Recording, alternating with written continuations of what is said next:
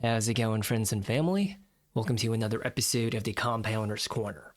In this video, we'll be going over the companies reporting their earnings this week, and we'll be talking about the stock market in general. And I can say with 100% certainty that every single one of you watching or listening to this podcast right now, I'm telling you, you're going to want to pay attention because you're invested in at least one of the heavy hitters reporting this week, which means after their earnings, they'll either go up 10%, or in the case of like Intel, go up like 25%, or even crash by 15%. Before we hop into the podcast and talking about the earnings, some relevant news. Number one, in case you're not aware, the military-industrial complex is crashing pretty freaking hard after reaching all-time historical highs. No discrimination. Every single one of them are selling off.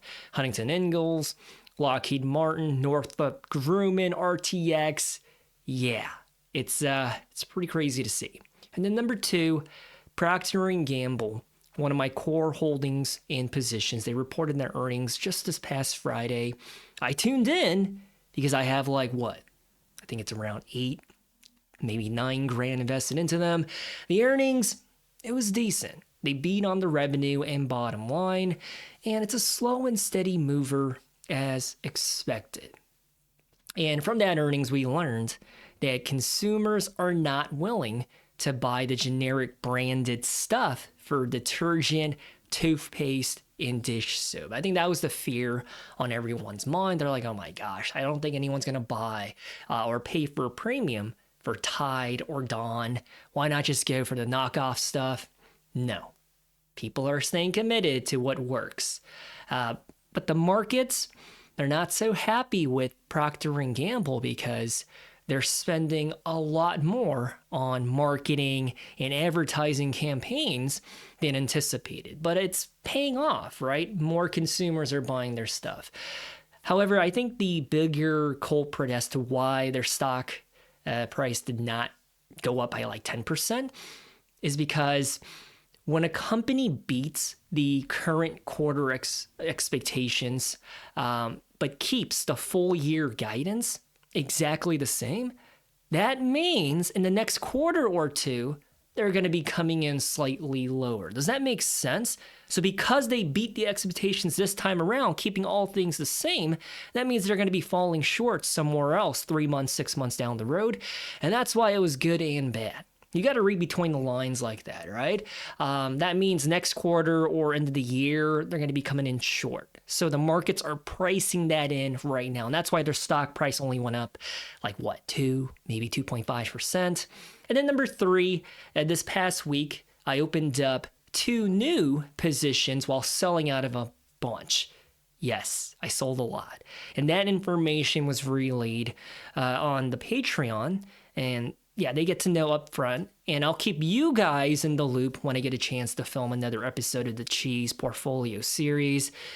Oh my gosh, I really want to film, but every single day of this week, one thing or another came up, and I just couldn't do it, right?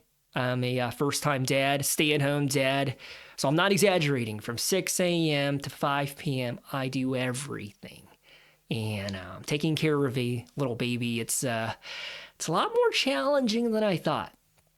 So spoiler alert, if you're not paying attention, the Cheese Portfolio had a drastic transformation and a haircut. It does not even look the same as it did even 2 or 3 months ago.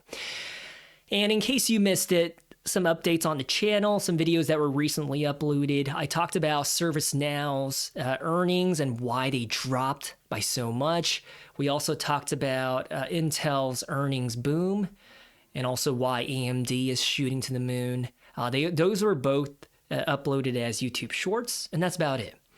Pretty crazy week. I really wanted to film a long-form content. I just did not have the time.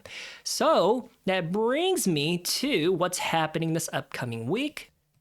So if you're not able to look at a physical screen, there's a lot. Almost every single big blue chip company is reporting this week. I don't know how they managed to do that, but that's just the way the cookie crumbles. Number one, I think we need to address the Mag 7, including Microsoft, Google, Apple, Meta, and Amazon, yes. All 5 of them are reporting their earnings on Wednesday and Thursday. I guarantee you everybody on Wall Street is going to be paying attention on Wednesday and Thursday because that's what's going to move the rest of the market. Because think about all the adjacent sectors and industries that are supporting their CapEx and their AI data center movement, right? You've got HVAC, utilities, construction, and everything in between, right? They're all depending on and contingent upon the success of the Mag 7 crushing. And I have a weird feeling the only thing that will make these compounders move negative is if they say there's more CapEx to be done than forecasted. Because last time Microsoft reported, they went on a sell-off. The last time Meta reported, they went on a sell-off. Across the board, they all went on a sell-off. So I think CapEx is going to be the word that everyone's going to be paying attention to. And shout out to Apple, Amazon, and Google for being near all-time highs. While at the same time, Microsoft and Meta, in my opinion, I still think they're on a discount. Meta, they're getting up there to their fair value, but I still think they're cheap. Microsoft, I think they're still on clearance. And then number 2, we have big restaurant chains, including Domino's, Brinker International, which is the parent company for Chili's, and Maggiano's. You already know my unpopular opinion. I think Maggiano's is the best pound-for-pound Italian chain, way better than Olive Garden. Obviously, I think Olive Garden is good as well. My food taste, probably not that polished, the fact that I'm saying that, but it is what it is.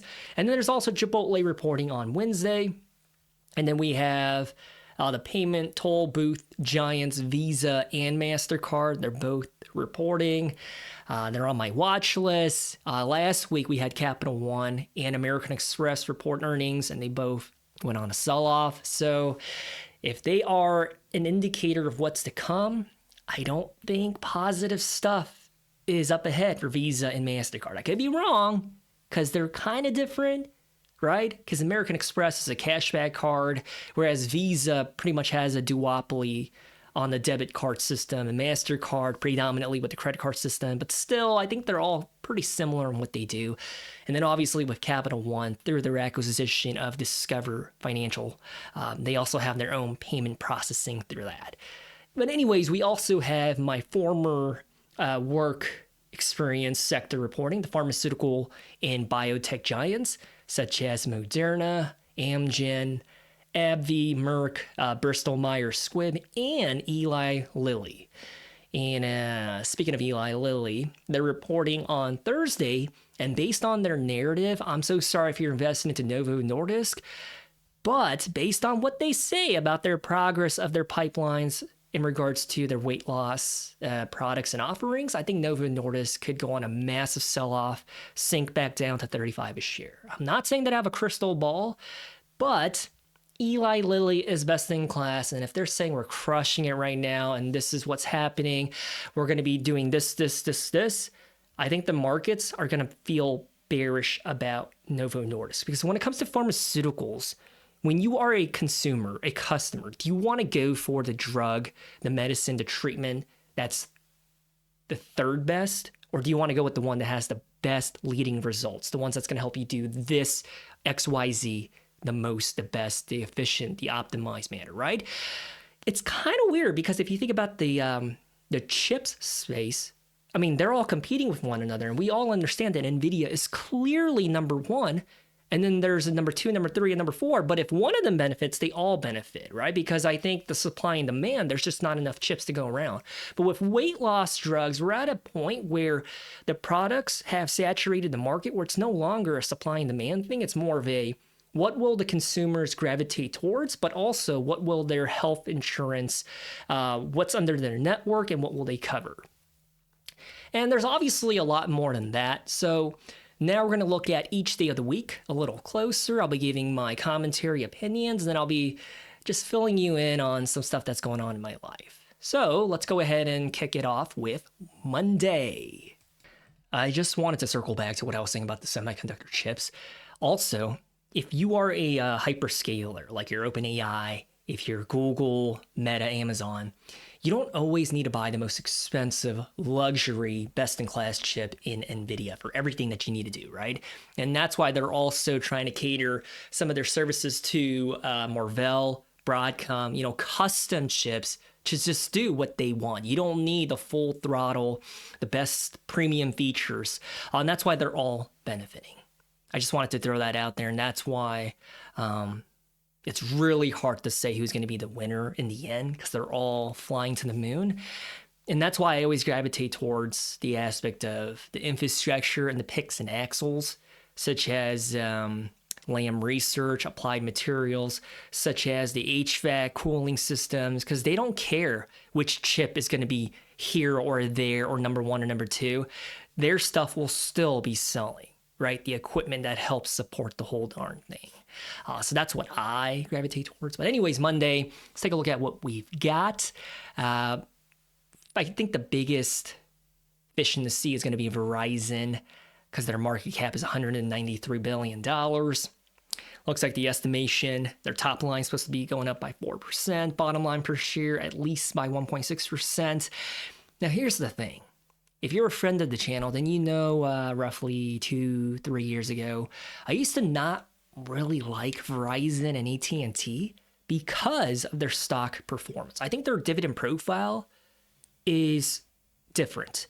Okay, I think there's some value add there, but in terms of the share price appreciation, I just wasn't the biggest fan, right? However, I'm starting to see them as a utility proxy because cell phone and internet service is pretty much a necessity in 2026, right? Just like your water, trash, and power bills. Those are things that folks cannot live without. So I think it's one of those like really safe and steady business operations, depending on your comfort level with CapEx. And I think it's definitely a stock for the income chasers or folks in retirement. Because I think off the top of my head, I think Verizon's dividend yield is around 6%. It could be 6.1. Yeah, 6.1%. But the growth rate is what I care about, 2.5%. And that's why I think probably makes more sense if you're over the age of 50. But if you're a young buck like me, 20s, 30s, 40s, Verizon, probably not the best CAGR out there. And that's why if I had to pick one in the telecom space, it would be T-Mobile. Ticker symbol TMUS. AT&T for me is probably like a last resort. I'm not kidding. Once I do tap the button to retire, I'd probably put some Verizon in my own portfolio. But as of right now, probably not. And what else do we have on Monday? We've got the self-storage rate, public storage. Not interested in those as of right now. We got Brown & Brown, an insurance broker. They've been going on a massive sell-off the entire space because Anthropic, they released a new update or version that kind of does the job of an insurance broker.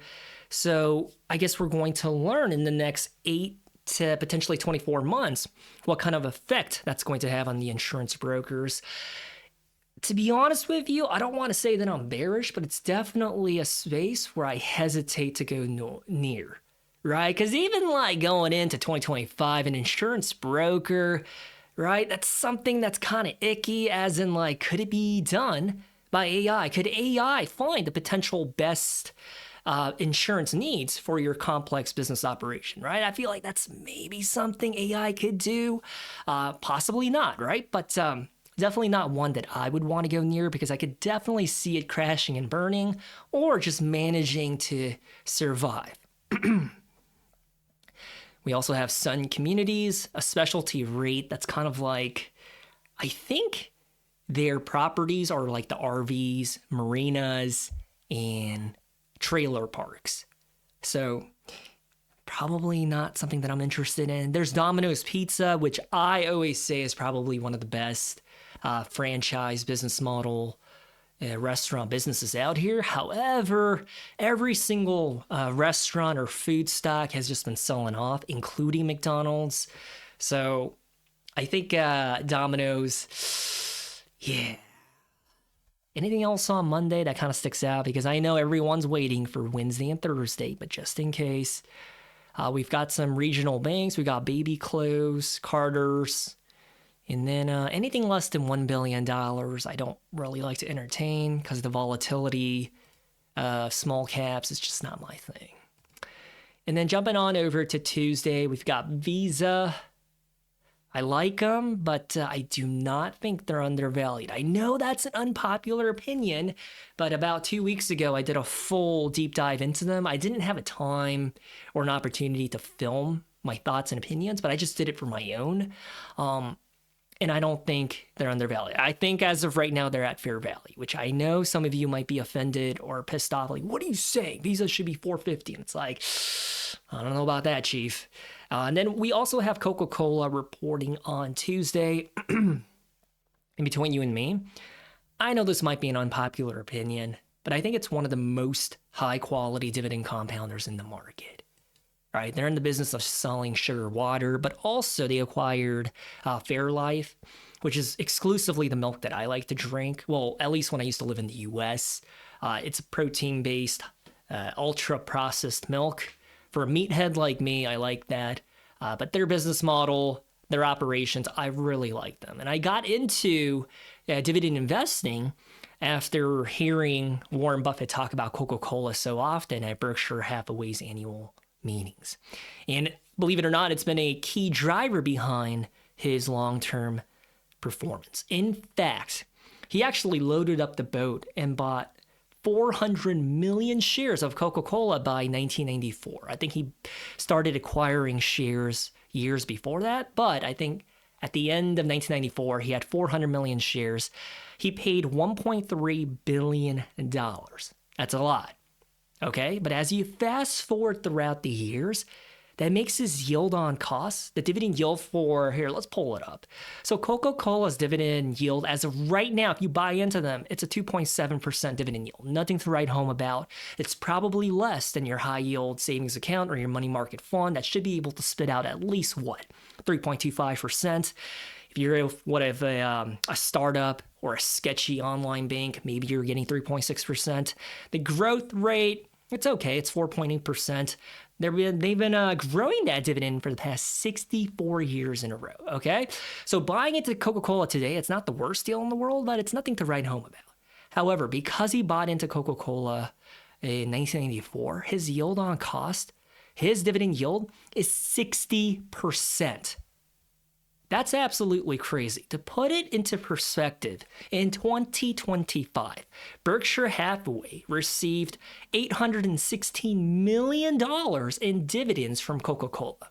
Keep in mind, they paid $1.3 billion for 400 million shares, and they got $816 million in dividends in 2025 alone in a single fiscal year. So, in 2026, predicated upon the growth 4.8%, 51 cents per quarter, going up to 53 cents per quarter. In 2026, Berkshire Hathaway is going to receive $848 million in dividends. That's why, friends and family, I do dividend growth investing. If you buy into a high-quality compounder with a beautiful growth rate, your yield on cost makes your payout juicy as long as you buy and hold. Do nothing, sit back, let it marinate, compound, let the juices seep in, let the flavors accentuate in the oven. Don't pull it out after 10 minutes. Let it be a slow cooker. Let it stay in there. 10, 20, 30 years down the road, your dividend yield is going to be 40, 50, 60%. However, 95% of you watching this, you won't have the patience to do that. You'll actually dismiss dividend investing based on what people see on the internet. But that's why people like Warren Buffett, they buy into dividend compounders because they understand that that dividend payout is one of the best ROIs as an investment. But anyways, I'm not interested in buying into them because I think Coca-Cola, again, I think it's good for the income-focused people, but as of right now in my phase of life, I'm more emphasizing and prioritizing CAGR and total return. So for me, Coca-Cola is a pass. There's T-Mobile. Oh my gosh, I guess I should have included them into the whole speech when I was talking about. Oh no, I think I did, right? I said out of Verizon, AT&T, and T-Mobile, this is the one that I would go with. And then there's Corning. I always get them mixed up. I don't know if this is the one that makes the screens for phones and devices, or if they're the one that sells the house building roofing products. I think this is the one that sells the screens, the ones that's like it prevents scratching and everything. And their stock price has just been exploding in the past 365 days. Up 309%, only taking into account their share price appreciation. One of my good buddies is actually in the HR department over at Corning. Kind of funny. Wow, what a freaking dividend compounder with cheese. I wish I had the vision to buy into them about a year ago. I think it's because they announced a partnership with one of the Mag 7 to exclusively make some kind of screens for one of their devices. Here, let me figure that out so I can tell you guys. All right, so come to find out, it's because Meta, they made a $6 billion partnership with Corning for their fiber optics gear to power up their data centers. So, yeah, kind of crazy. Corning. Jump on back over to Tuesday. Let's see. There's also Welltower, Bookings, Seagate, S&P Global, one of my core holdings, posting their earnings. I think it's kind of hilarious how a couple months ago, every company that had a software line of business or was associated with software, they went on a massive sell-off. I feel like S&P Global, prior to that, right, they were like $550 a share. Their one-year high was roughly $579. They went on a sell-off of all sell-offs, right? They reached the low of 381, and they're finally starting to recover because the market's realizing, like, okay, I don't think AI, Anthropic, and Claude is going to be able to eat their lunch. So I bought the dip, right? This is a high-quality dividend compounder, 53 years of dividend growth. Obviously, their dividend yield is really low because the growth of their share price appreciation outpaces that of their dividend growth rate. So, in my opinion, I think they're a compounder first and a dividend payer second. I really like them. Between you and me, if they go on a sell-off from their earnings, I'll probably pick up maybe one, possibly two shares, because it is kind of expensive at $436. But valuation-wise, I think, I'm not going to say they're undervalued, but historically, they do trade for a premium. And to have a forward PE of 22, I kind of like to buy them at that price, right? 21, possibly even a 20 forward PE. Because it's better to buy a beautiful business at a fair price than it is to buy a crappy, trashy, smelly company at a cheap price, because you could lose all your money with that. Whereas with S&P Global, I'm pretty sure it's here today and here tomorrow. I really like their diversified business model. And let's see, we have Starbucks, we have Spotify, we have Waste Management. Wow, there's so many companies reporting on Tuesday. This is crazy. UPS, American Tower, Hilton, Robinhood. Golly. Okay, well, there's one that I'm actually interested in. Ecolab is reporting on Tuesday. They're kind of like 3M. I would label them as being a part of the industrials space because they do a bit of everything, including pest management, cleaning, and sanitization products. But most importantly, their water treatment offerings that are being used by TSM and Intel in their chip factories, because it kind of helps to cool down the equipment and the manufacturing process. But I think some of their gear is also being used in data centers to keep their servers nice and chill and cooled.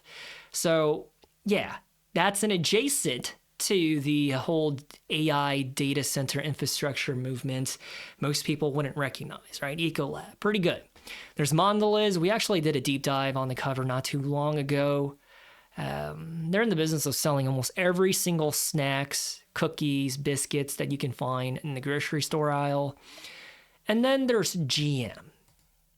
Surprisingly, their performance in the stock market in the past 1 year, 70% in the green. I'm not going to lie to you, that's pretty impressive, okay? Let's take a look at this. Maximum timeline, though, 128%. So if you bought into them when they IPO'd back in 2010, gosh, after all that time, only to be in the green by 128% if you don't factor in the dividends, I don't know about you, but that's just not good enough. But anyways, while we're talking about General Motors, which is the parent company of producing cars, by the way, did you know some of their cars are made in Korea because they bought out the Korean car factory in Daewoo, I think in the 90s or early 2000s. So some of their stuff is made in Korea. Some of it is made in Mexico. I think the cars that are made in Korea, I think it's the Buick line. But anyways, they're the parent company of Cadillac, Chevrolet, GMC. I would say it's an okay car brand. I don't think they're reliable at all. But if I had to pick between a European car like Mercedes-Benz, BMW, or a GM car, it's like picking between ugly and smelly, right? It's like pick your poison. I think they're both not good options. I'm talking about the cars that are manufactured today, right, in 2026. Because I think Chevrolet used to make really good quality cars in the 70s, 80s, and 90s. But then obviously the cost-cutting endeavors and then outsourcing everything, and then yeah, their quality went down the drain. I mean, at one point, Nissan used to be one of the best Japanese car brands, and they're also a piece of crap now, right? Because of the CVT, but also because they went through some financial distress, I want to say in the early 2000s, and they got acquired, I think it was like a French or a Chinese company, and their DNA and the way they do business, it just went out the window. So I can never go near a Nissan that's made after 2004, 2005. But if you talk to me about, I don't know, a Skyline from decades ago, yeah, I would love to go on a Skyline. But anyways, yeah, cars made today, I just feel like the quality, I know I've been on a rant about this before, but I thought of something else, right? I think back in the day, they used to have those physical buttons that you can press, right, to turn on the air, to turn on the radio, and there's less moving parts that can break. And if they do break, it's not that hard to replace it. But these days, cars are made with technology in mind first. And you would think that would improve your life. But brother, I'll tell you this right now. I've been watching some videos and walkthrough reviews of cars from like the 80s and 90s. I think cars peaked in the late 90s in terms of features, luxury, comfort. Obviously, their fuel economy and safety, not as good as today. But in terms of reliability and longevity and how long a car's engine and transmission can go back then, easily 150, 250,000 miles, as long as you took care of it.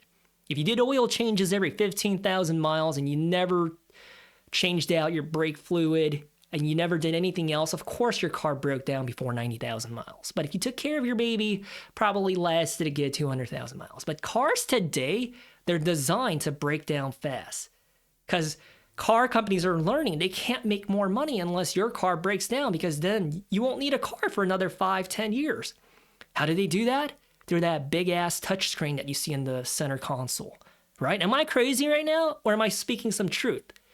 The more features and the bigger that darn screen is, the more likelihood of it breaking down. And when that breaks down, the car breaks down, because you can't even use the car unless you tap into it to turn it on to drive or reverse. Or if you can't see your backup rear view camera, you're not going to be able to use your car, because kids these days, they don't know how to do a parallel parking job. I'm telling you right now, they rely so heavily on that freaking camera, they don't even know how to do it.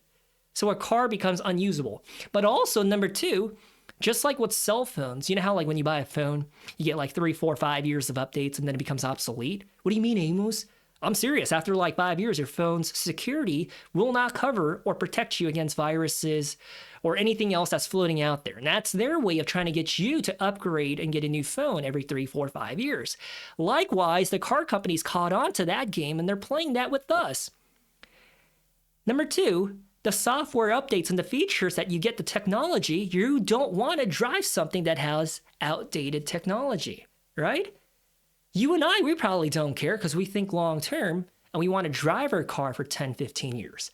I'm talking about the average citizen that leases a vehicle or buys a new car with a 25% APR, or their car note every month is like $1,500. I'm talking about those folks. And there's a lot of them out here, right? I would say roughly I don't know. I can't even throw out a statistic. I would need to look into it. But anyways, when that technology starts to slow down, when you start to feel like it's not the latest and the greatest, you're going to want to jump into a new car.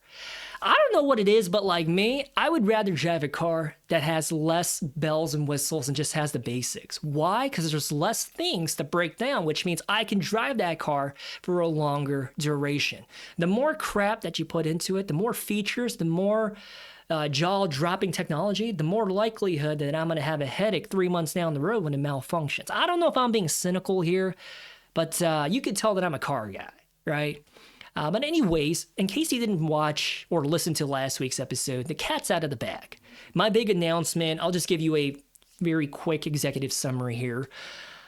I'm packing up my stuff here in Japan. I've been living in Japan for the past 4 years, and my young family and I were moving back to the US. I'm freaking excited, okay? I'm sick of Japan. I said it already. It's a great place to visit or vacation for a week or two. To live here and to work here, you would have an entirely different opinion. Believe me when I say that. So moving back to the US, one of my biggest concerns right now is buying a car, especially with a newborn. We need one, right? If it were up to me, I wouldn't really want to get a car. There are some cities in the US where you can get away without having a car. DC, New York City, but that's not where we're going, okay? We need a car because obviously there's a 6-month-old living in the house with us, right? We got to make sure we can go to places. But the car market right now, friends and family, is absolutely broken. And it drives me up a wall. It's like someone shaving my head bald while I'm sleeping. Like, what are you doing, man? And what's crazy is that the average car in the US, the ticket price, it retails for $50,000. Now, I've never bought a new car in my life before. I've always been kind of the kind of guy that understands that a car depreciates the moment it drives off the lot. So I always bought my cars used, maybe like a year or two old, because back then that was still a pretty good deal, right? But come to find out, right now the used car market is just as stupid as buying a new car.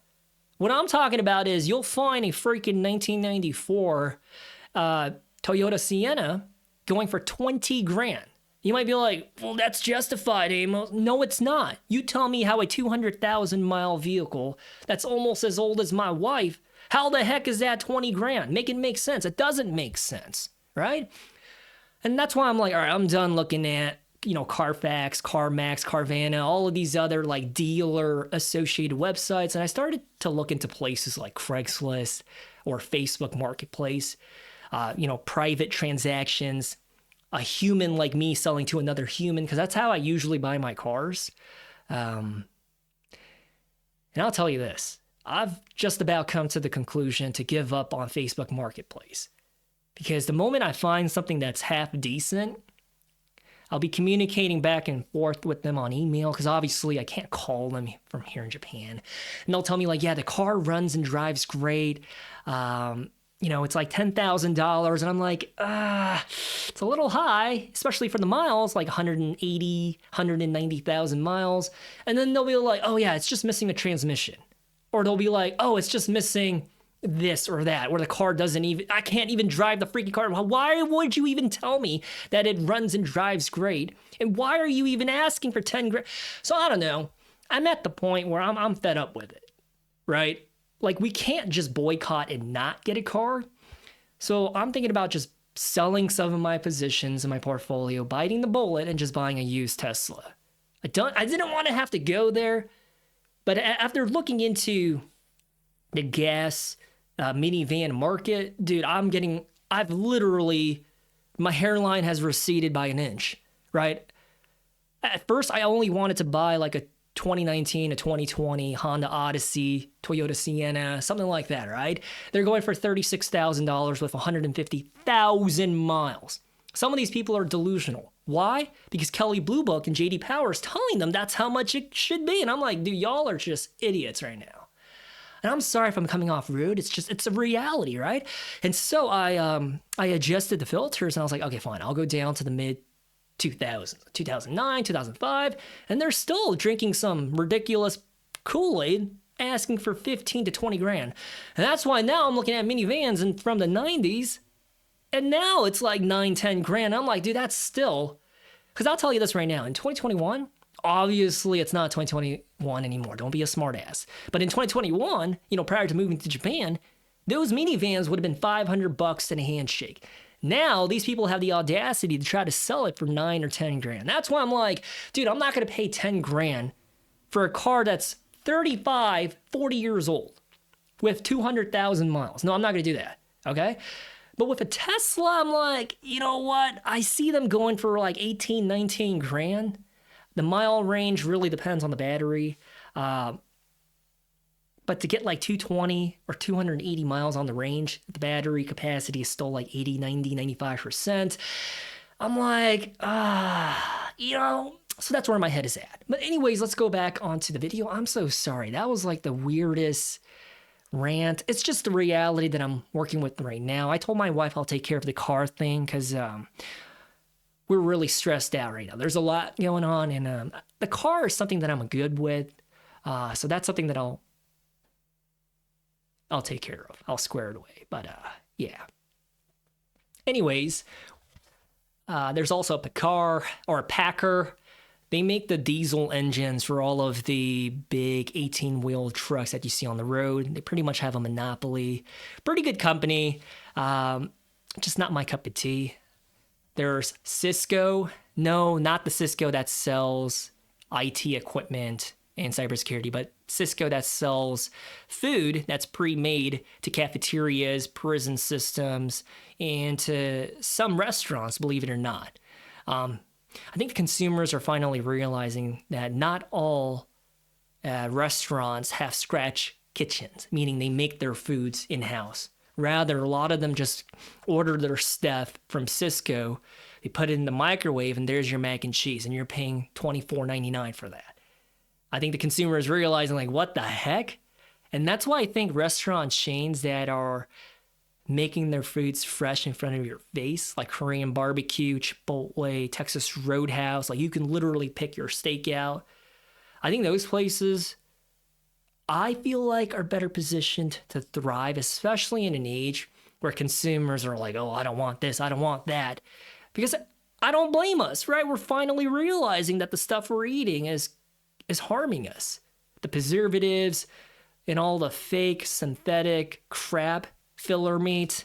But anyways, there's also Kimberly-Clark, which a few weeks ago, I'm pretty sure it's Kimberly-Clark.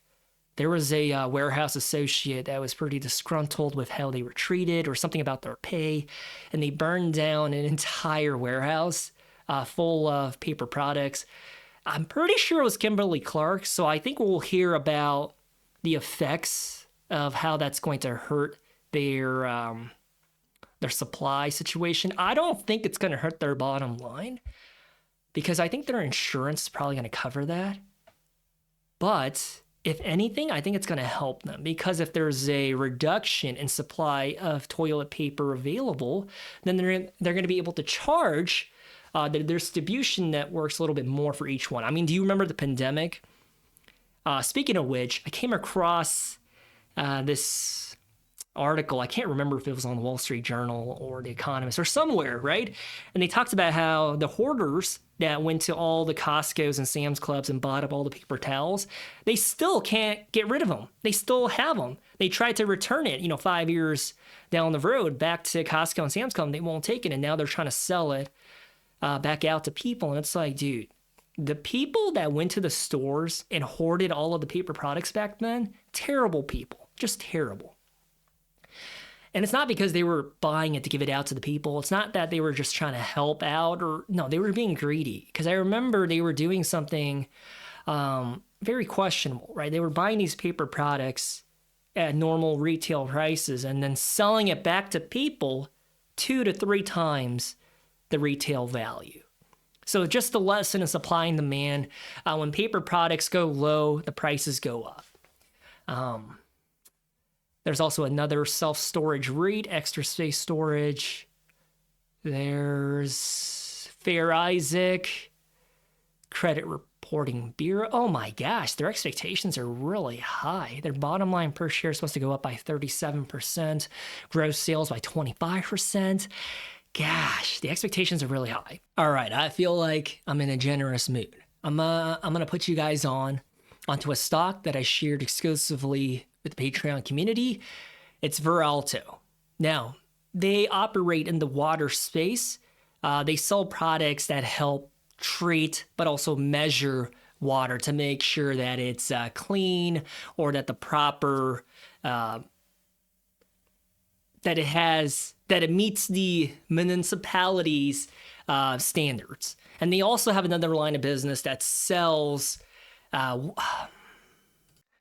of course they sell industrial printers that Coca-Cola, Proctor and Gamble, and every CPG company uses to print barcodes, expiration dates, labels, and everything else onto the packaging.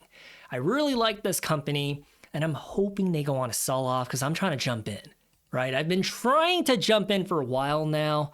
As you guys know, I feel really bullish about water treatment, water sanitization, and everything related to water. Veralto for me is at the top of the list. So, gosh, if you're invested into them, I'm sorry for saying I hope they go on a sell-off, but for selfish reasons, I hope they do so I can jump in. And then there's also Centene.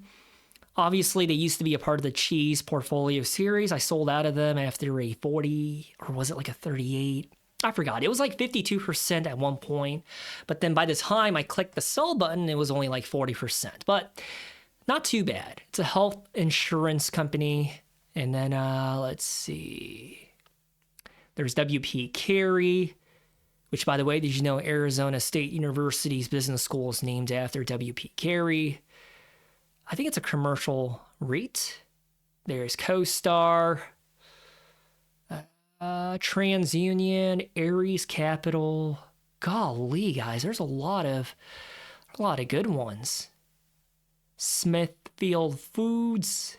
They're the ones that sell the ham, the Virginia baked ham. That's what they're predominantly known for. Stag Industrial. I really like this REIT. They have an entire portfolio of distribution and fulfillment centers. Their main customers are like Walmart, Amazon, and everyone else in the e-commerce space. So it's a good one out of the REIT space, because I know most people are bullish about the data center REITs. But another good one is the e-commerce side of the house. Let's see. There's Silicon Motion Technology. We covered them on the channel, I want to say like a month or two ago. And then there's Stride, which I don't know if you guys remember when I covered this company. And I was telling you I might jump into them. They're an education tech company that pretty much develops the entire learning curriculum for a whole bunch of private school systems, but also some public school systems. And here, let me just zoom back and tell you. Prior to that earnings report, when I made, I don't know, a few paragraphs talking about them, they were at $150 and they sold off. They hit like $60 a share. And I don't know what it is. I feel like for me, I didn't want to pull the trigger until they hit like $50 or whatever. And I didn't, right? Because they didn't reach that low. The next thing you know, 33% into the grain the past 3 months. So, yeah, that boat has sailed. I really wish I would have jumped into Stride. I still think they're somewhat undervalued, but I could be wrong. I don't think there's going to be more.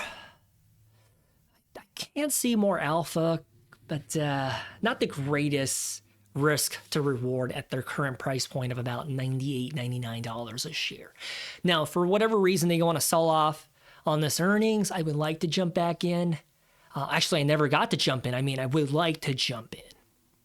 It's a pretty good one that most people don't really recognize. And from my understanding, the education system, especially in the US, there's a teacher shortage. Not because there's not enough teachers, it's that teachers are quitting, right? So more and more companies are relying on or sorry, not companies, more school districts and school systems are relying on Stride, and they're incorporating that into their curriculum and into their ecosystem because they have all of the like history 101, mathematics 101, like all of it ready to go. And you might be like, wait, can't they just use AI?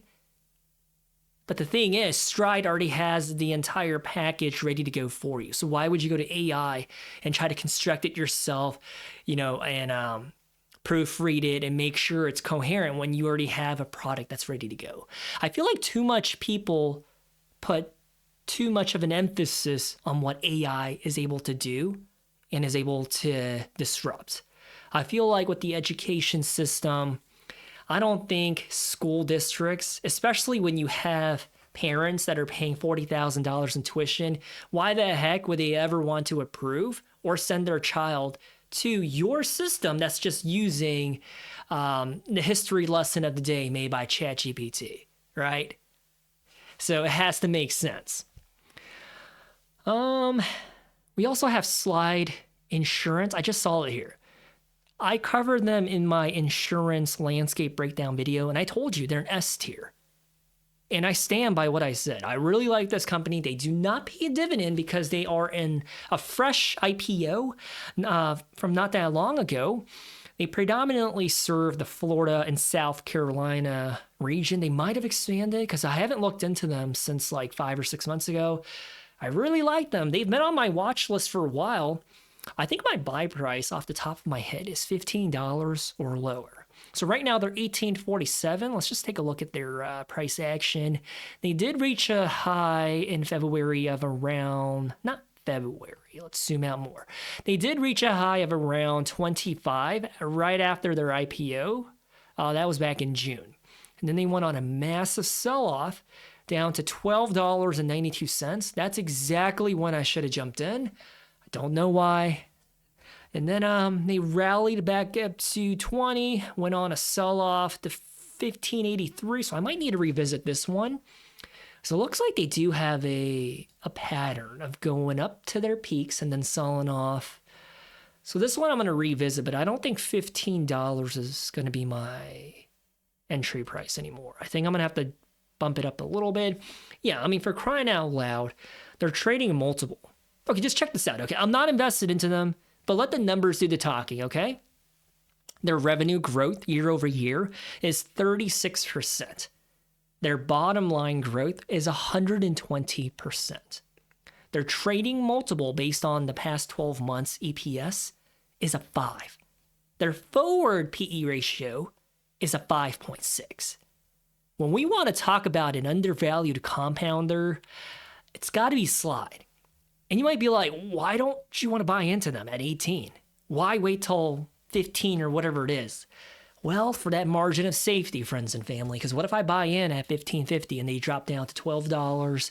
You know what I'm saying? But obviously, with due time, as long as the investing thesis for Slide still trues, I don't think they'll be $12 or $13 for too long. So even if I do buy into them and they sell off, I think as a buy and hold, I think it would be good. So I'm glad I'm doing this video because I definitely need to revisit Slide and recalculate my entry point because it's a pretty good one.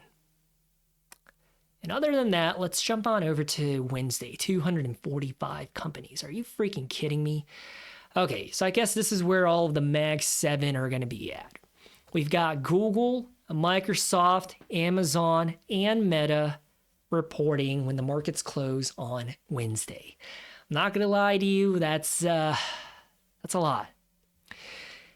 There's a lot that can be said about Google, Microsoft, and Amazon and Meta, right? But I just want to say one thing. Let's just go to Meta.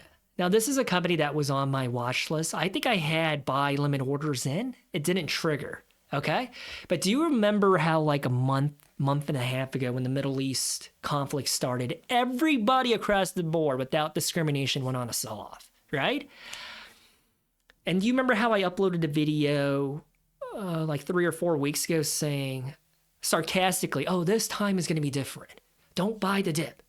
Remember how I made that video, but then I literally make an emphasis and a point of saying, I'm buying the dip and here's why. Because every single time that the stock market sells off, it rebounds and reaches a new high. Obviously, past performance is not indicative of future gains. Historical performance is not going to happen in the future. But do you really think the stock market's going to sink and stay there? No. No, obviously not. So, using Meta as an example, had you bought the dip at the end of March when they were like 525 and now they're 675, my math could be wrong, but that's like a 29% gain in a matter of weeks. In a matter of weeks, friends and family. And that's why I always buy the dip into high quality compounders. Because in due time, they're going to recover. Now, when we talk about a piece of crap with shaky financials and a company that's on the brink of bankruptcy and you're buying the dip into that, or a company that's facing disruption from left and right and their business model is now vulnerable, obviously they might not rebound. But when we talk about Meta, when we talk about Amazon, when we talk about Microsoft, I'm gonna go on record right now. In my personal belief system, my moral compass, it's telling me that Microsoft out of the whole Max 7 is the most undervalued right now. And that's because they keep getting punished with the wider SaaS sell-off, right? Because people think that S&P 500 companies, Fortune 100 companies are going to vibe code their own Microsoft Office. Yeah, guys, we don't want to pay for Microsoft Excel anymore. Let's just vibe code our own spreadsheet. Yeah, man.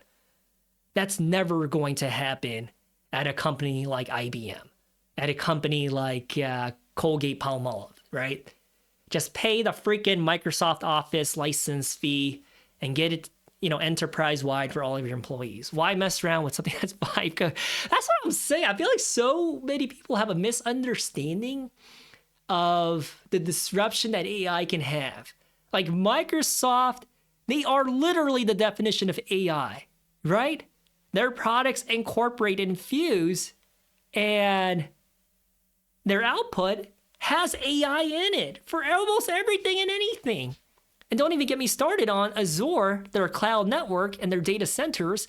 So when they're getting punished exactly the same as Monday.com or Asana or another tier 4 SaaS, I'm like, they're not even in the same ballpark, right?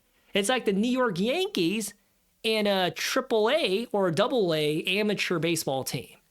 Or if you're not a baseball guy, it's kind of like the Premier League team versus like a K-League 1 team from Korea. There's levels to this game.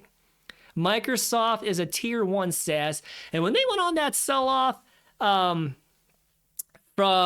I guess, the beginning of March to April, I was buying that dip the entire way. And I'm pretty happy. I think I am at break even. I think my average cost basis at this point, because I dollar cost averaged so much, I think it's like a 380, 385. So I'm a pretty happy camper.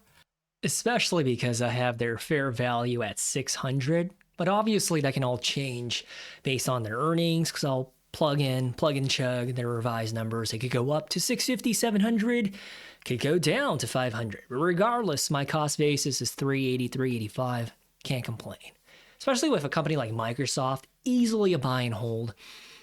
30, 40 years down the road when I croak, I can pass it on down to my daughter, and she would happily be like, wow, Dad, how did you have the wisdom to invest into Microsoft in 2026?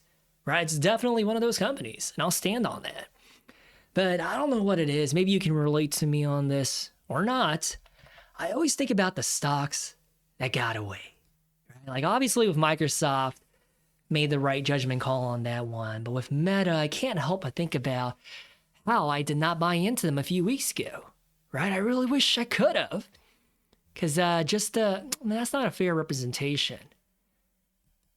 Because just from the end of March to, I guess, right now, April, 28, 29% into the green. I could be wrong, because stockanalysis.com doesn't tell you the percentage change, which I wish they kind of did, because at Google Finance, you can see that.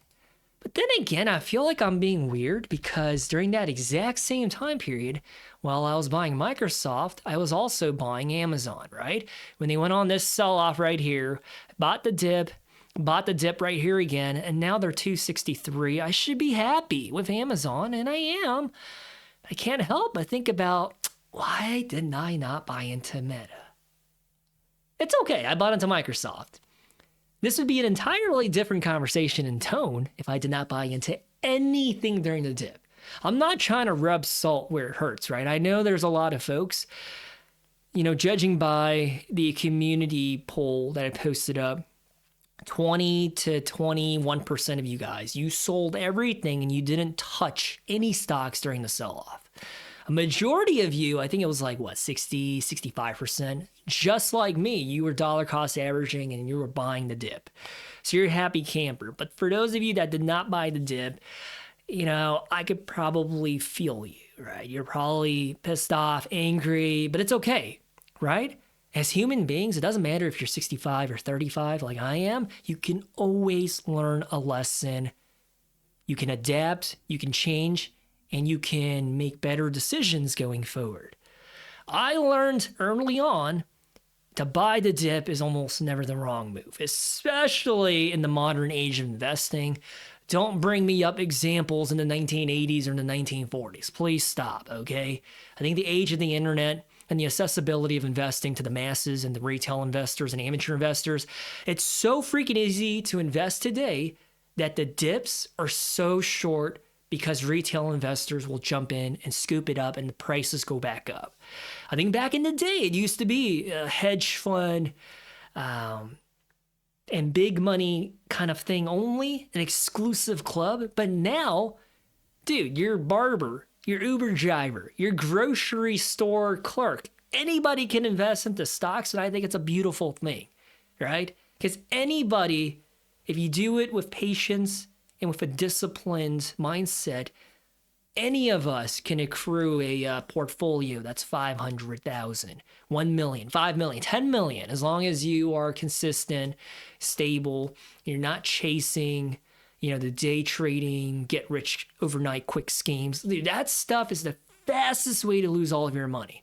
Do not ever feel tempted to copy, doing naked calls or naked puts or day trading. That stuff is stupid. You'll see the success stories, but the 99% of the people that dabble in that, they lose their money.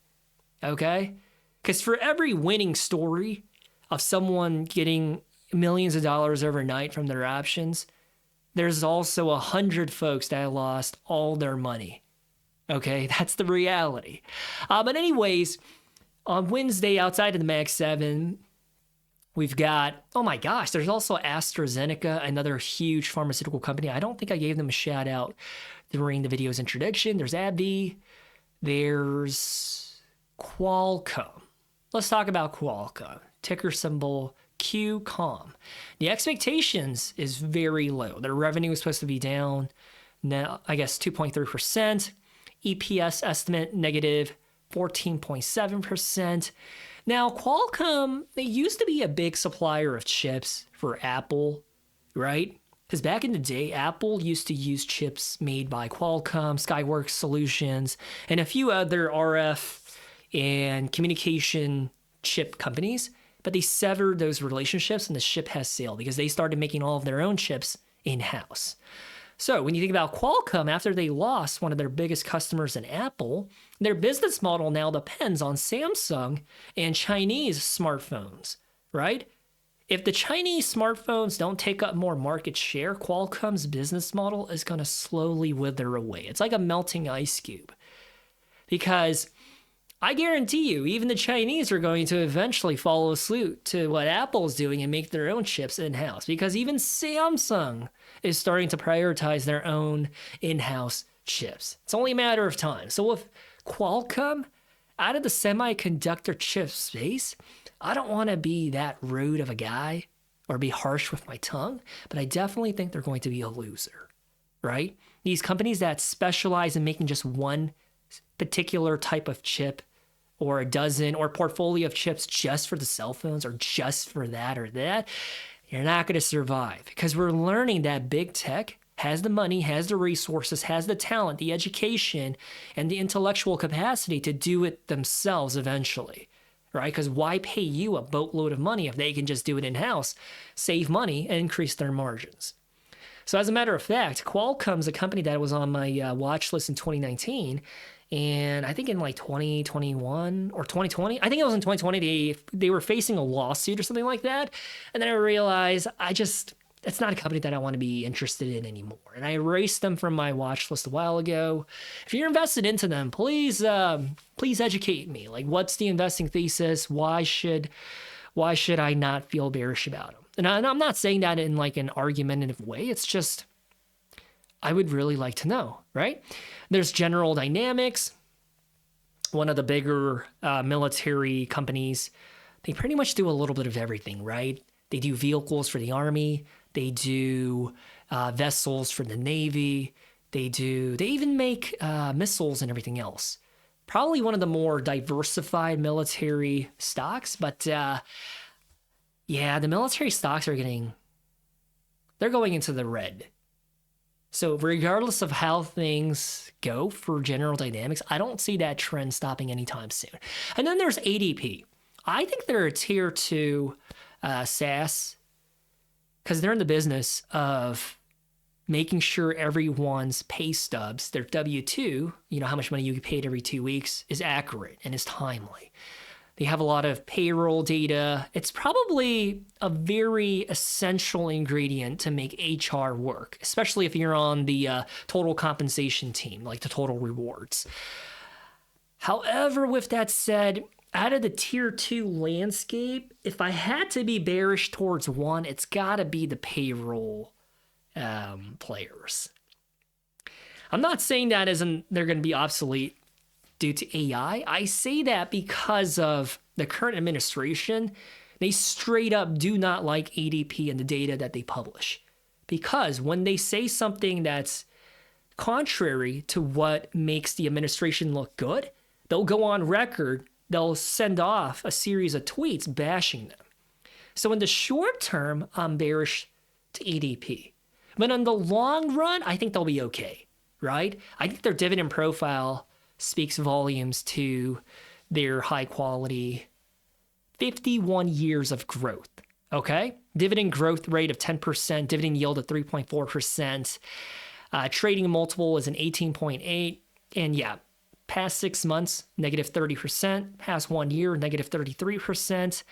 They reached a high back in May of 2025 of $325 a share, and they're currently $196. Yeah, so it just goes to show, like, whoever's in office, the president has a lot of influence, right? Like, your company, if you don't have the blessing, like I remember during the inauguration, a lot of people went to Washington and kissed the ring, right? If you did not kiss the ring back then, your company is probably suffering. I'm not joking. Zuckerberg, Bezos, all of the big dogs went on over to Washington and kissed the ring. Why? Because if you don't get on the good side of the president, you're pretty much asking for trouble. ADP, yeah, like, I guess they were doing, some people say they were posting fraudulent numbers, job report numbers that weren't accurate. They were just trying to do their job. They were posting what they were seeing. And if it wasn't good, making the administration look positive, I guess, yeah, I don't know. I guess it's one of those, I never thought ADP could be politically influenced, but there you go, right? And when people say, don't talk about politics, brother, believe me when I say politics has a huge impact on stocks, right? Look what happened to the health insurance stocks, okay? Up until 2024, they were crushing, okay? The current admin hates private health insurance, or I guess health insurance in general. But they love the military stocks, right? They're trying to get a $1.5 trillion defense budget passed. So it's a give and take, right? You got to play it. You got to play the game. And obviously I played it with the military stocks, but I wish I had the hindsight about the health insurance landscape. But you live and you learn, okay? But other than that, Phillips 66, another oil giant, Aflac, Allstate. I guess there's a lot of insurance companies reporting, and the expectations are pretty darn high. 26% gross sales year over year for Aflac, and for Allstate, 21%. Progressive They reported their earnings a week or two ago, and they crushed. And basically, the insurance space, they don't have a moat. So every single one of them, they usually perform about the same as one another, especially if you're one of the bigger dogs. So if Progressive crushed, I think the rest of the insurance landscape should be fine as well, unless they took up market share and people jumped ship, which I would encourage you guys, it would behoove you every 2 to 5 years to get a new quote and switch insurance providers, especially if they increase your rates. Doesn't hurt to jump from Geico to Progressive to Allstate and just alternate back and forth to get the better deal. Just something to think about, okay? There's also Ford. Let's talk about Ford, right? Ticker symbol F, $12.38. Past 1 year, 26% into the green. Past 1 month, 5% into the green. Past 5 years, 1.3% into the green. So I actually have a buddy who works for Ford. And funny enough, we always catch up like once a year, maybe like once every 8 to 12 months, whatever. It's a cadence that's like annually, okay? And he always tells me that he hates his coworkers and he thinks they're all stupid.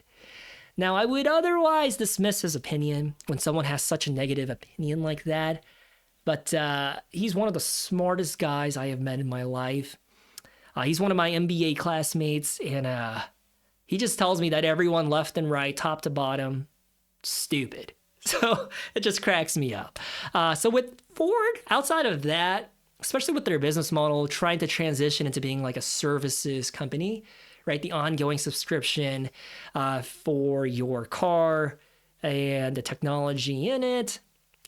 And especially with what they're trying to become, it's a tough one to evaluate. I'm not sure if I'm bearish or bullish because, by the way, let me take a step back. I don't know if you're aware of this or not, but Ford, as of right now, they're pivoting their business model from going gung-ho with making EVs, because the past administration, I remember there was a lot of laws put into place that made gas-powered vehicles and the production of it not business smart, right? Like there was a lot of incentives to do EVs. That's what I'm saying. Politics influences the stock market, okay? So you got to stay up to date to make better informed decisions. But now EVs are out the window. As a matter of fact, I think the current administration repealed and got rid of a lot of the EV like benefits and the infrastructure, but also the tax credits. I'm pretty sure they got rid of the EV tax credits, right? I mean, excuse me, I live in Japan. I don't know. I'm out of the loop. But a lot of the American automakers, they're jumping ship. They're like, why waste our money doing EVs if we're not going to get a benefit from the government, right? So they're going back to making gas combustible engine cars. But for Ford, they already have the infrastructure, right? Because they went gung-ho with trying to produce their own EVs in-house, the batteries and everything. But now they're pivoting from doing EVs to making the battery storage systems that power data centers. And that's why, if you see what happened to their stock price, it went from $10 all the way up to freaking $14 prior to their sell-off with the Middle East conflict and everything else. And I think they did recover slightly. They went back up to, like $13, $12.87, and they're going back on a sell-off. I'll say this. I used to say, and I used to think of Ford as a value trap, because believe it or not, I think about 8 months ago, I uploaded a deep dive analysis video on Ford. But I mean, look at what just happened to Intel, okay? Intel got the backing from the US government. They got, I forgot, like a ton of money, right? To make sure that they can become the next TSM. And believe it or not, based on their earnings last week, Intel, they're on the path to becoming the next TSM. Obviously, it's going to take some time to catch up, but I can't believe I'm saying it. They're going to become the next TSM. And the fact that they're going to be based in the US, I think the current administration wants to see Intel succeed more than anything. Just like Ford, right? Especially with the looming Chinese EV threat. Believe it or not, Tesla is no longer the number one EV seller, nor the number one EV brand. The Chinese EVs are eating their lunch. It's only a matter of time before the Chinese EVs penetrate the US market. I'm telling you, right now they don't because of the tariff situation, but in due time, they will. So, the US government, I think they're going to have to bail out, help out, or throw free money at GM and Ford. That's why I'm transitioning from seeing them as a value trap to now like, I think the US government is about to make a big intervention to help them to succeed, to help them swim up the river. Having said that, though, I think it's high risk, high reward, because if you look at their maximum timeline, 460% when they IPO'd back in 1968, it's unacceptable. Why do you say that? That sounds a little harsh. That's almost the same. So hold on. Ford has been a publicly traded stock for as long as you've been alive, and it's only 464% into the green. The reason why I say that is because if you look at freaking Google, they've only been publicly listed for a third of the time. IPO'd in 2004, 13,600% total return. Okay? With Ford, it's kind of like, you know what I'm saying? Who is to say that they're not going to go back down to $8 or $7 a share, right? So I'm kind of like, high risk, high reward. And then speaking of water, because we were talking about Veralto earlier, we've also have American Water Works. By the way, they just acquired Essential Utilities, so they are also going to have gas in their portfolio soon. American Water Works, to me, is pound for pound the best water utility business, especially here in the U.S. There's also Humana, Cognizant. Man, there's a lot. There's Vici, which is a REIT that's 100% Las Vegas. There is eBay, Yum Brands, parent company of Pizza Hut, Taco Bell, and I think one more. I think it's KFC. Could be wrong. And they also have a sub. No, not a sub. What is the other? They just acquired something. Let me look at this. Taco Bell, Pizza. Oh, and Habit Burger Grill. Oh my gosh. When I used to live in SoCal, when I was getting my master's at a seminary, I used to eat at Habit Grill like 2 to 3 times a week. It was that freaking good. If you're not from California or the western side of the U.S., you've probably never heard of Habit Burger Grill. It's so good. So Yum Brands, surprisingly, they own that chain. And then there's also Chipotle Mexican Grill. Listen, I like Chipotle. I bought into them last year and I sold out of them. It's one that I'm looking to jump back into. But with Chipotle, I just hate that they don't pay a dividend, because I definitely think they're more established and mature than they think they are. I think Chipotle, they think they're a freaking growth stock. I don't think they are anymore, right? I mean, their gross sales expectation, 5% year over year, and their bottom line per share expectations, negative 17%. I don't think they're growth. They should initiate a dividend payout.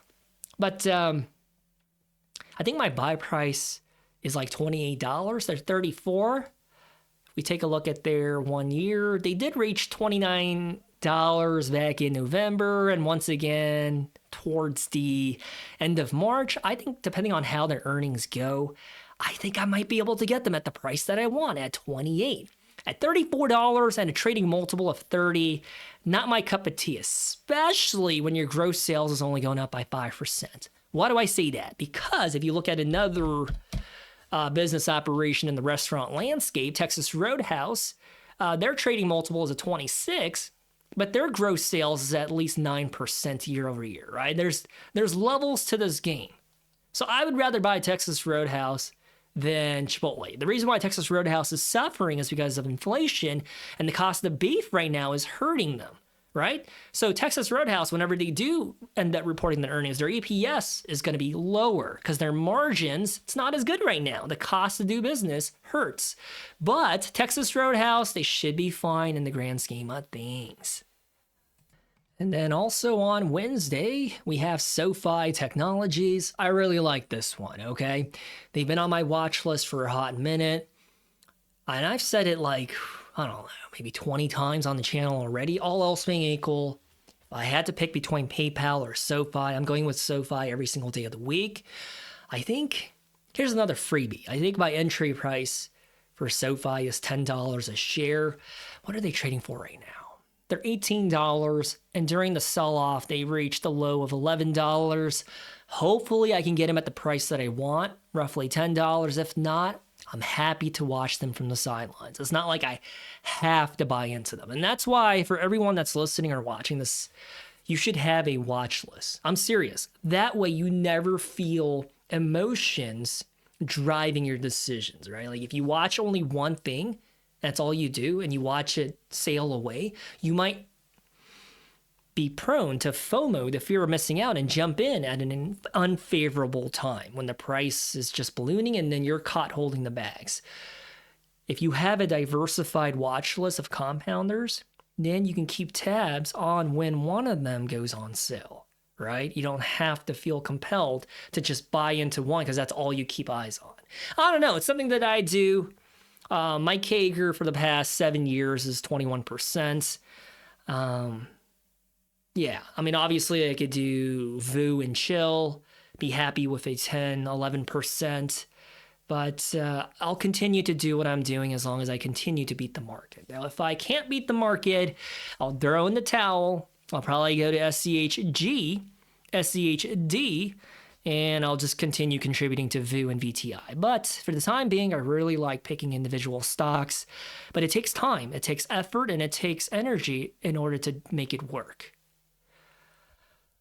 There is Tyler Technologies.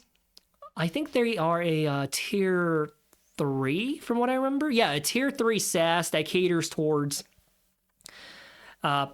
public government systems, courthouses, police stations. They make software for the most boring government agencies.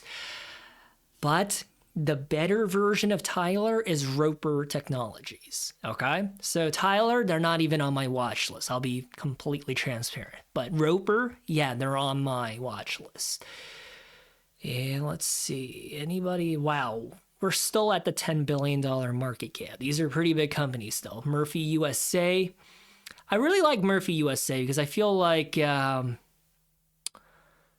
gosh, what's that gas station chain? Oh, Buc-ee's, right? Like if Buc-ee's or Wawa's ever gets publicly traded, I'm buying into them as soon as I can. I don't care what their IPO is. I'm jumping into the price. The reason being is that I learned from Casey's General Stores for the past 5 to 6 years, consumers, they're not just treating a gas station as a place to get your fuel anymore. They're considering it a place where you'll also get your pizza, your burgers, your burrito, your tacos, your drinks. And they're seeing it as more of a, I guess like a fast food establishment plus the gas station. So think about it. You always have to fuel up your car, right? That's a touch point where you get to see a consumer once or twice a week, depending on if you're if you drive a lot or whatnot, or whatever your commute is. Because of that, the tendency for a consumer to hop inside of that little gas station to buy a burger or a Coke, right? It goes up. And that's why it changed my perspective. I'm like, wait, hold on. The gas station business model, I kind of like. So Murphy USA, they own a bunch of gas stations operating under their Murphy USA brands, but I'll be honest with you, I'll show you. I think that ship has sailed for them, right? It's a company that I added to my watch list when they were roughly like at this point right here at $300. And I was like, oh, I'll just monitor them. And then once I saw them get up to freaking 530 and their trading multiple was like a 30 something, I deleted them and I haven't looked back since. But I kind of wish I didn't delete them. Why do I say that? Because during the sell-off back in February and March when they reached 360 a share, had I bought into them, dude, now they're 531 a share. Do you see what I'm saying? And I just, I don't know. My spreadsheet, my watch list, I have 100 companies. And so to make room for one company, I always delete one. And I just feel like I made the unfortunate decision to delete Murphy USA to add something else. But I kind of wish I would have kept them on there because then I would have seen that their stock price was getting sold off and I would have just bought into them. But you live and you learn. There is Sprouts Farmers Market. honestly the only competitor to Whole Foods, which is owned by Amazon. We can also throw in natural grocers into that conversation, but they're really small in comparison to Sprouts and Whole Foods. There's Wyndham Hotels. I'm trying to see if there's anything that really sticks out. Chili's and Maggiano's, Brinker International. There's Wingstop. I don't know if I told you guys this story or not. I have a buddy who knows nothing about investing. He put down like $10,000 into Wingstop back in like 2019. Yeah, like roughly at $80 a share, we'll say, or maybe like $86. Now Wingstop is $189, but I really wish, well, actually I should follow up and talk to him. I really wish he could have sold out of them last year at $422 a share. Can you imagine the ROI on that? But it does look like Wingstop is crashing pretty hard. If you're not familiar, because you live in Europe or Asia, Wingstop is a place where you can go into to buy chicken wings. And there's like 30 different flavors ranging from like spicy, sweet, sour, whatever. I'm allergic to chicken, so I've never been inside of a Wingstop, believe it or not. But based on my understanding, they're pretty good. But Wingstop, they do not have an economic moat because there's like 20 different chicken wing chains in the US. So that is something to keep in mind. And it just goes to show sometimes, even if you just have some dumb luck, you can make a fortune in the stock market, right? Wingstop. I asked him at the time, I was like, why'd you invest at the Wingstop? He's like, I don't know, I just like to eat there. I was like, and you put 10 grand into that? He's like, yeah, we'll see what happens. But yeah, I think it's kind of hilarious. You'll have to see it, right? I'm sure most of us have a story like that too. Whether it's yourself, your spouse, your neighbor, or even yourself, right? Like, yeah, I put, 50 grand into XYZ and then 10 years down the road, 3X. It's like, what? Really? That's crazy. There's Mattel. They're in the business of making toys. I think Barbie and Hot Wheels. I actually have 3 MBA classmates that work for Mattel. One as a product manager and then 2 in the finance division. I mean, I like Mattel, especially now that I have a baby and I understand like the toy market. Like I get it, right? But for me, I would rather buy into Hasbro. Hasbro also does toys, but they're also in the business of selling board games, Magic the Gathering and Dungeons and Dragons. I think their portfolio is a little more robust and diversified, where I prefer it to that of Mattel, if that makes sense. Let's see, there's Cheesecake Factory. It's a B-tier restaurant for me. And gosh, there's so much on Wednesday that let's just go ahead and jump on over to Thursday, because there's 296 companies on Thursday. There's Apple. I told you guys, right, that out of the Mag 7, I feel like at the time that I made the video, I think it was December, the video was like, my thoughts and opinions on your favorite stocks. I said I was really bullish on Apple. I put them into the S tier because of their endeavors in everything that they're pursuing right now. I'm super bullish about them. Some people are like, oh, Apple sucks. Apple, I'm like, I don't care how you feel about Apple. Apple executes regardless. 300,000%. My goodness gracious. That's their total return after their IPO in 1982. 300,000%. Apple is also like what I said about Microsoft. You put some money into Apple, you don't look at your freaking brokerage account, you come back in 20 years, you'll be a happy camper. Seriously. That's not financial advice. It's just based on Apple's track record and what they've been executing. They'll just always find a way to be in the Mag 7 and be a top dog. And then obviously we said a lot about Eli Lilly. The expectations are really high, 40% increase in their revenue and 110% increase in their bottom line per share. I'm not going to lie, those are some pretty high expectations, but based on my understanding of how they have the number one market share of the GLP-1 and weight loss drugs, I think they'll achieve that and beat it. Don't quote me on that. But just based on my understanding, I think they'll crush. There's Merck, Amgen, 2 Pharmaceuticals, MasterCard. MasterCard out of the card processing landscape, I think I told you guys, right? It's my least preferred. But given the opportunity, I would still buy into them. So, yeah. ConocoPhillips, SanDisk, Western Digital. These 2 are benefiting from the SSD shortage because of the data centers right now. I think the ship has sailed. I'm not interested in jumping into them. The time to jump into SanDisk, here, let me show you. The time to jump into SanDisk was literally when they were $40 a share in August of 2025. If you didn't buy into them in August of 2025 for $40, why would you ever want to buy into them right now at $9.89? I mean, obviously their forward PE is a 10, so I guess valuation-wise, they're pretty cheap. But I don't know. I said the same thing to myself when they were $6.49 back in February, and now they're $9.89. But you know what? Maybe. I think after this video, I'll revisit SanDisk and I'll run the numbers on them to figure out if it is a good price or if it's just FOMO telling me to. Yeah, just like Western Digital, $30 a share in April 2025. Now they're $400 a share. Yeah, you know, hindsight's 2020, right? When you think about the data center boom, I don't know why I didn't think to invest into the SSD and hard disk drive manufacturers. Because obviously you need that to make their servers work, right? It's just like I didn't put the 2 and 2 together. So, gosh. There's Stryker, medical device company. And there's Altria. It's actually one of my core holdings in my dividend income portfolio, which I hate to say it, I just have not had the opportunity to launch that series. I don't know if I told you this or not, but 95% of my investing philosophy is predicated upon CAGR and total return. So I'm about growth, but I don't dismiss dividends.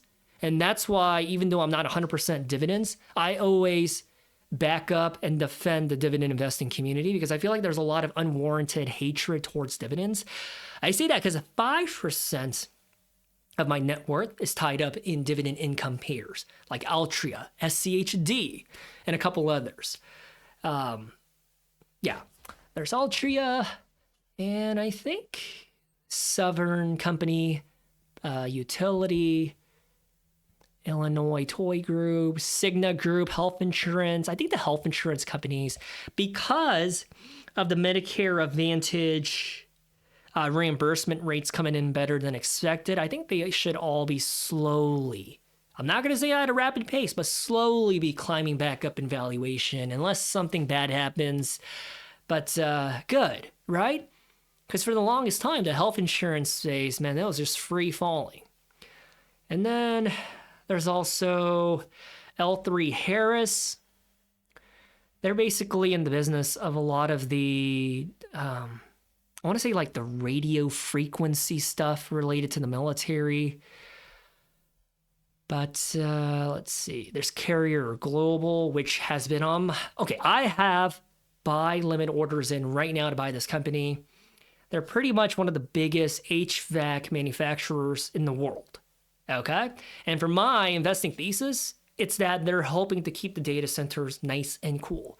Because if the data center gets warm, toasty, or hot, and the servers shut down and AWS goes out or Azure goes out, that's not going to be good for business, right? So they're going to be paying top dollars for air conditioning.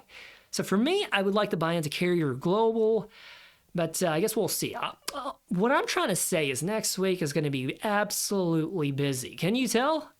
There's so many compounders reporting. There's Roblox. I'm really bullish on Roblox, but I'll tell you what. I'm not investing into them because I'm invested into Minecraft, which is owned by Microsoft. So if I was not invested into Microsoft, I'll be completely honest with you, I would consider investing into Roblox. But because I already have exposure to the gaming community with Microsoft, I think my base is covered. There's Hershey Company. I sold out of them very recently at $200 something a share. I do like them. Just I don't know. I'm just not interested in the food CPG stocks right now. There's Reddit. The expectations for Reddit is actually pretty bonkers. A 55% increase in their revenue and 346% increase in their bottom line per share. I think some people are bullish about Reddit, but for me, I don't want to be that guy, but I'm a bit bearish on Reddit for the same reasons as Pinterest. There's just too much AI generated content that's very off-putting. I don't know what it is about me, but when I find out that a song that I'm listening to is all AI or a YouTube video is all AI, dude, I just click out of there. I don't want nothing to do with it. For social media, I would rather go with Meta because of Instagram or Google's YouTube, okay? Or Oracle for their stake in TikTok US. For Reddit, Pinterest, just not for me. But also on Thursday, we have Broadridge Financial Solutions. This is a dividend compounder that almost none of you watching this video have ever heard of. I did look into them and I passed. I was like, it's not really for me. But if you're interested, it's a company that does the proxy voting documents for shareholders. You know how sometimes you get that email like, hey, you're a shareholder of this, don't forget to vote. That's what they do. I'm not really bullish about that, okay? There is International Paper Company. They also sell cardboard packaging for Amazon. They're not just in the business of selling printer paper and tissue paper. But also on Thursday, there's the Clorox company, which I don't know if you guys remember or not. I bought into them at $99 a share, and I sold out of them at $127. And since I sold out of them, they've been on a sell-off, because if I pull them up right here, now they're $98 again. So I bought them right here at the end of December, going into Christmas. I sold out of them right here because I remember their PE ratio was like a 35 at the time. And I was like, there's no way that Clorox should have a PE ratio of a 35. So I sold out of them. And now here we are again. I'm like, wait, what? They're right back to where they were when I bought into them in December. And that's why some people advocate for buy and hold. And I agree with it, right? I think that's the low stress way to go. I truly think that way. But to maximize the performance, to maximize the CAGR, that's why I sold out of them. And now I'm looking to potentially buy back into them, depending on their commentary. Because had I just bought them in December and did nothing, then I would be break even 5 months down the road. Okay? But I sold out of them at a pretty fat profit. And now I'm like, okay, maybe it's time to buy back in. Right? So by doing nothing, I'd be break even. But by being a little more active and a little hands-on with my investments and my portfolio, that's how I'm able to beat the market every single year since 2019. I mean, obviously, I'm not going to say it's easy. It's hard as heck, okay? I do have some losers as well. I lost money on the food CPG stocks. I lost money. Well, I didn't lose money. I guess it's paper gains. But I'm in the red. I think it's like, 45, 46% with the trade desk. So not everything that I do is a home run. Just to keep myself humble, okay? Like, I do have losers as well. It's hard. If I just invest into VU, I don't have to worry about any of that. Sure, it has trade desk. It has Clorox. It has all these companies that are winners and losers. But over the grand scheme of things, it's like a 10, 11% CAGR annually. But for me, I have a limited amount of active income, and that's why I have to use my investments, my portfolio, my holdings to maximize the performance. I'll be completely honest with you. If I was still a corporate monkey pulling in 200 grand a year, I would not be messing around by doing active investing. I'm super transparent when I say that. I would rather just do index investing hands off. I'm not joking. The combination of ETFs, I guess a case can be made for maybe like 3 to 4 of them, but that's probably what I would do. But that's not who I am today, right? I'm a stay-at-home dad. Sometimes when I'm feeding baby girl, I'll be looking at my phone, reading an article from Wall Street Journal. I'm always reading and digesting information about Wall Street, the markets, businesses, and that's why I'm able to make moves that go in my favor. But obviously, again, not 100% of the time. I do have some losers. I feel like for every 5 winners I have, no, I think it's a little bit higher than that. I think for every 10 winners I have 1 loser. So not the greatest track record, but it's been working out. And then also on Thursday, there's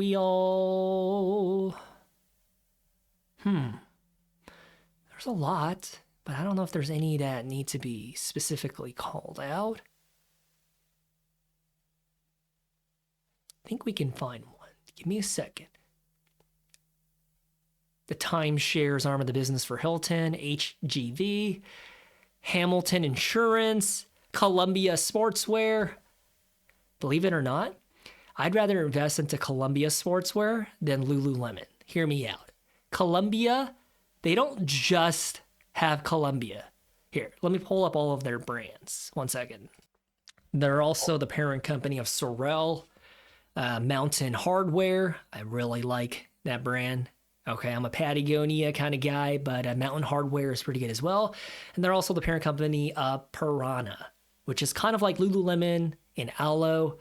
But all that to say, I like Columbia because they're a little bit more diversified. They kind of meet you in 4 different ways. Whereas with Lululemon, you know what I'm saying? They only meet you one way, which is that athleisure yoga style. And even then, they're losing right now.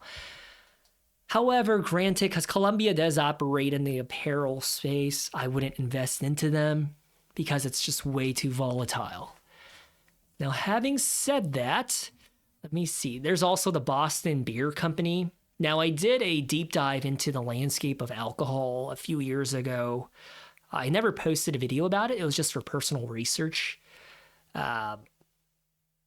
And the conclusion that I reached is that the alcohol space is in a very hairy pickle because they're finding out that people under the age of 27, or is it like 28, something like that, they're less likely to drink than ever before. Like drinking is going out of fashion. And because of that, they have to double down on their existing customer base because the younger kids that are 21, 22, 23, they're not drinking as often as, my generation did, the millennials or the baby boomers. And so once I saw that, I was like, wait, really? And it kind of makes sense, right? You take a look at the Boston Beer Company's top line. 2021 was $2 million, and 2025, it's $1.9 billion.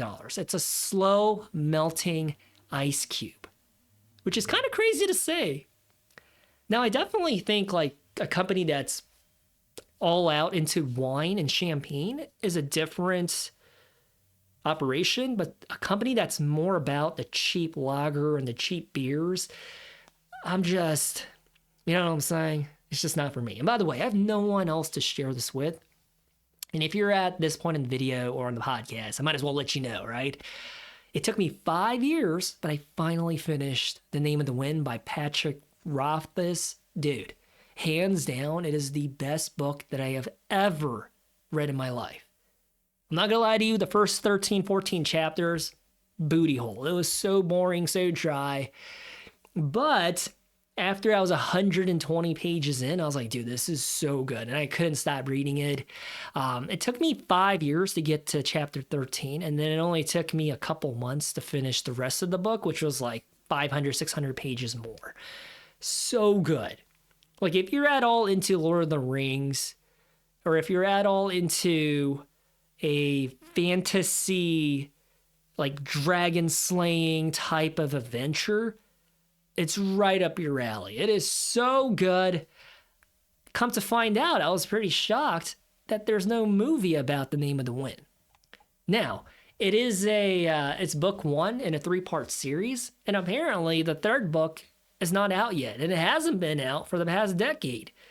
And we don't even know if the 3rd book's going to come out or not. So that's why I'm not going to go into the 2nd book yet, Because the worst thing in the world is to finish book 2 and then having to wait indefinitely. And apparently it's because he's got writer's block or he just wants to make it perfect. So it's taken him quite a while to pump it out.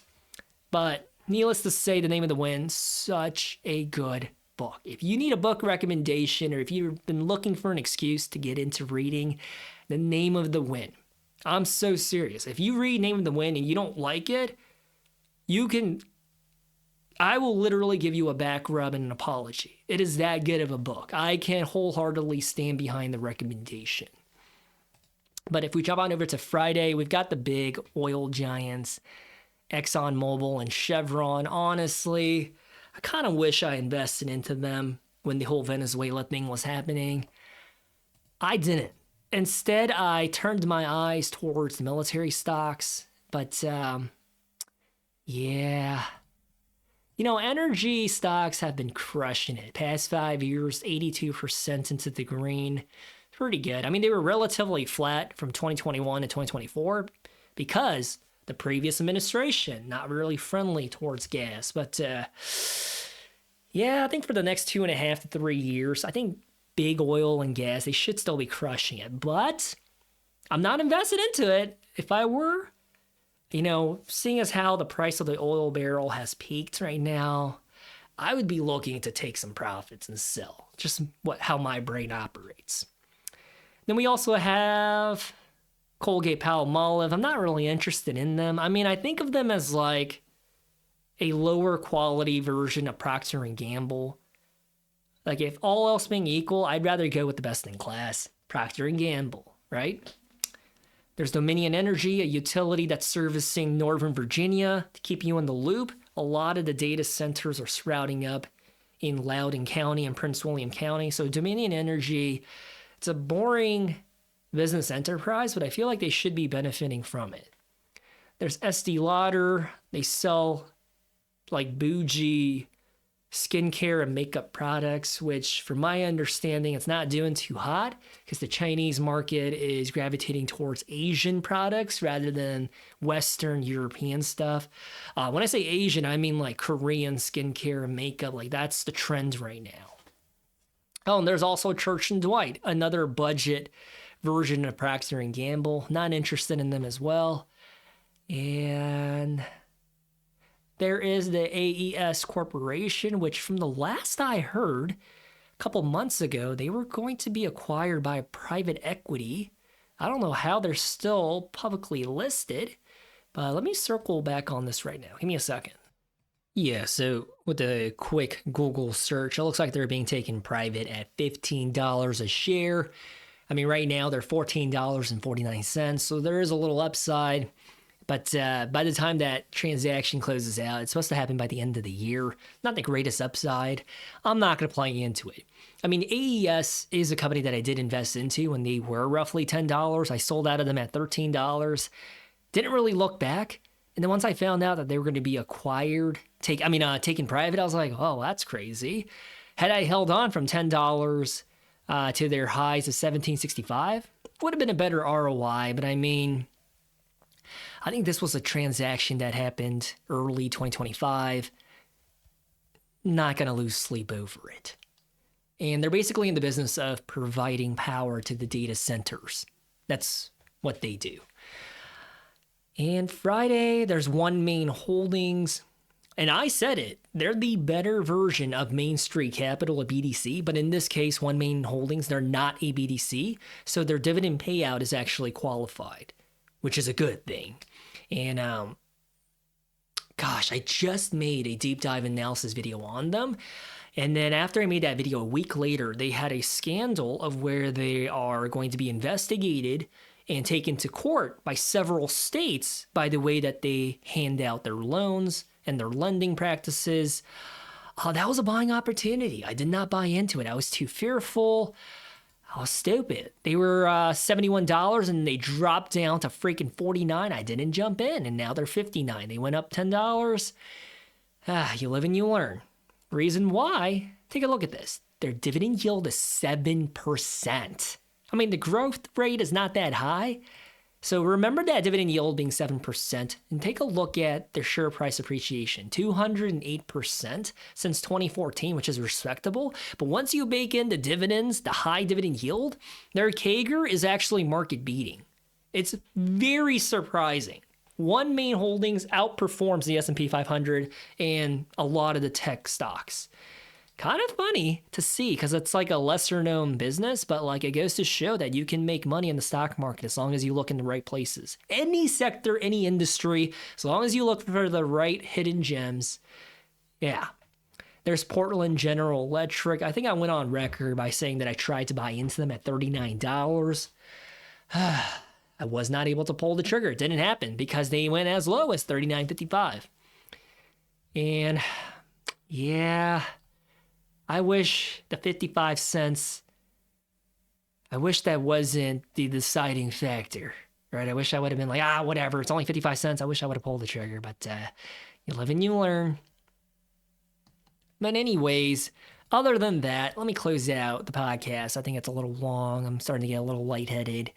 The NFL draft happened past few days, and all I can say is that I'm really pleased with what the Seahawks picked up. I mean, obviously going into the draft, we didn't really have any pressing needs except for a running back situation, and we covered that, right, with our first round pick, Jadarian Price out of Notre Dame.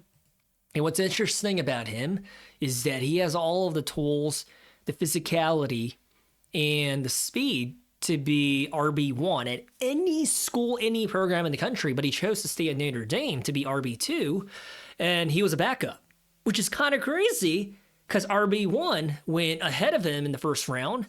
I forget his first name, but his last name is Love. And so what that tells me is that Jadarian, he didn't take as many hits and bruises on his body. He took less carries because he was the backup, but he has what it takes to be a starter in the NFL. So I feel really comfortable with him being a running back taken in the first round. I know there's a lot of stigma because they only have a shelf life of like 2-3 years in the NFL, but I feel like that was a really good value proposition. Other than that, Seahawks, we didn't need anything else. Everywhere else, I feel like our picks were all just like, lottery picks. If it works out, great. If it doesn't, whatever, or project opportunities. So going into this next NFL season, I feel really, really bullish. I don't want to jinx it. I don't want to say that we're going to go back to the NFC Championship into the Super Bowl, but who's going to stop us, right? Who is going to stop us? And to give you an update on fatherhood, baby girl finally has her bottom teeth coming in. She's 6 months old, and she's finally getting her teeth. So that's why this past week it has been a crazy one for me. She's been super fussy and crying a lot more than usual because I can imagine it's probably very uncomfortable, sore, itchy. I don't know what it's like to get your teeth come in for the first time, but I can only imagine that it's not a good one. And some of you might be like, well, what about your wisdom teeth, right? No, I never had my wisdom teeth. I know like most adults, you have to get it removed at age 18, 19, 20 or whatever, but I don't have wisdom teeth. So whenever I get my x-rays done, they're like, oh, that's pretty cool. That's pretty rare. So fun fact. So anyways, while I soothe her, I've been wearing a good pair of headphones with noise canceling. By the way, if you're an expecting father, you're about to be a dad for the first time, I'm about to put you on.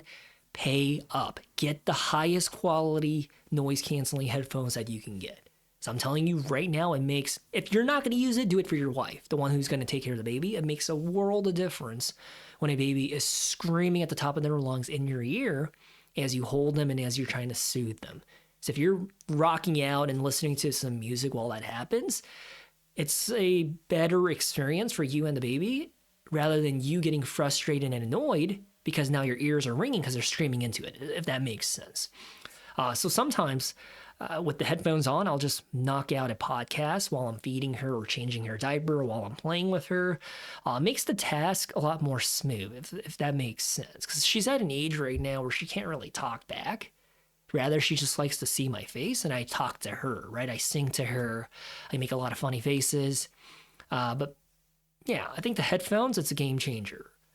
And funny fact about me is I genuinely listen to every genre of music. I think my wife thinks that's really weird of me because people usually have one set of tunes they always gravitate towards, right? But for me, dude, I listen to classical music, oldies, Mongolian throat singing, Mexican mariachi, 90s hip hop, EDM, death metal, everything. And as of recent, I've been listening to a lot of country music. I'm a very weird guy. I just have a lot of interests, hobbies, and yeah, we have a pretty exciting week ahead of us. I wish you guys the best of luck. Stay safe. Don't make emotional decisions. Okay? Think data. Look at the numbers. Think objectively. Think long term. And I love you. And I'll talk to you guys really soon. See ya.